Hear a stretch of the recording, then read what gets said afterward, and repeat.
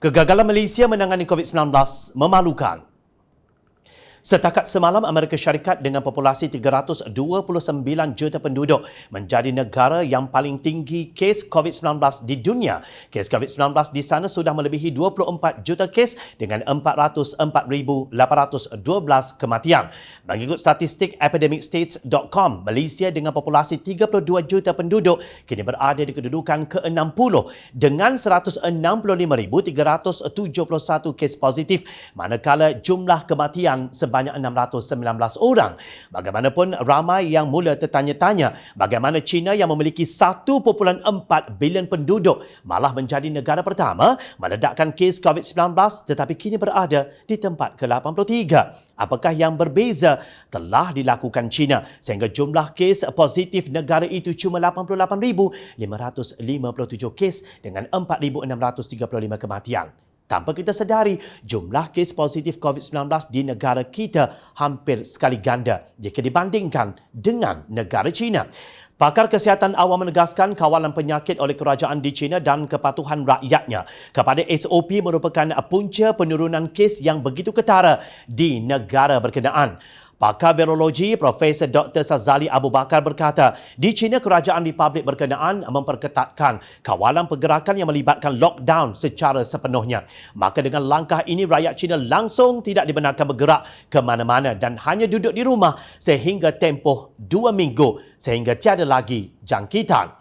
Jika rakyat mereka ingkar, maka mereka akan ditangkap dan dikenakan tindakan. Oleh kerana tindakan kerajaan yang ketat, maka tahap kepatuhan rakyat di negara itu amat tinggi dan mereka turut memberi kerjasama kepada kerajaan dalam usaha memutuskan rangkaian penularan wabak COVID-19 daripada terus merebak, katanya dalam satu kenyataan. Dia berkata seharusnya Malaysia juga mengambil langkah serupa seperti di China dengan tidak membenarkan sebarang pergerakan sama ada dengan menggunakan kenderaan sendiri dan juga kenderaan awam termasuk ke tempat kerja dalam usaha memutuskan rantaian wabak ini. Jika Malaysia juga mampu melakukan perkara yang sama, maka penularan wabak COVID-19 boleh dikekang.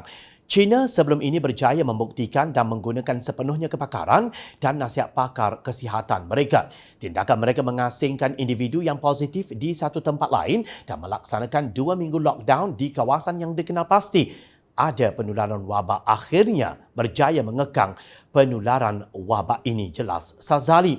Sebagai contoh, baru-baru ini selepas China kembali mencatatkan sekitar 130 kes COVID-19 pada awal Januari, pemerintah negara itu dengan pantas membina sebuah hospital dengan kapasiti 1,500 katil di Beijing sebagai tempat isolasi dan rawatan. Menariknya, hospital itu dibina hanya dalam tempoh 5 hari.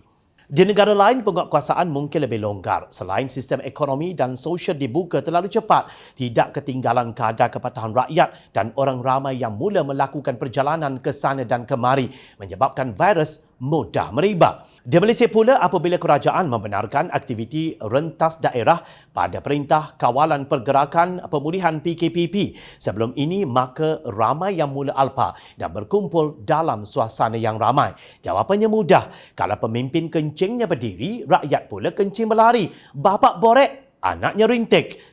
Bagaimana mungkin Malaysia mampu menyaingi kehebatan negara China dalam menangani penularan COVID-19 andai kata para pemimpin dan Perdana Menteri sendiri melanggar SOP? Kantoi sana sini diperhatikan rakyat jelata. Dalam kemelut pandemik yang semakin mereda, tiba-tiba terima arahan daripada Muhyiddin dan sekutunya Hamzah Zainuddin untuk merampas kuasa di Sabah. Akhirnya, PRN Sabah dilaksanakan dengan memberikan kelonggaran kepada ahli politik untuk tidak kuarantin dan hasilnya sangat menakjubkan.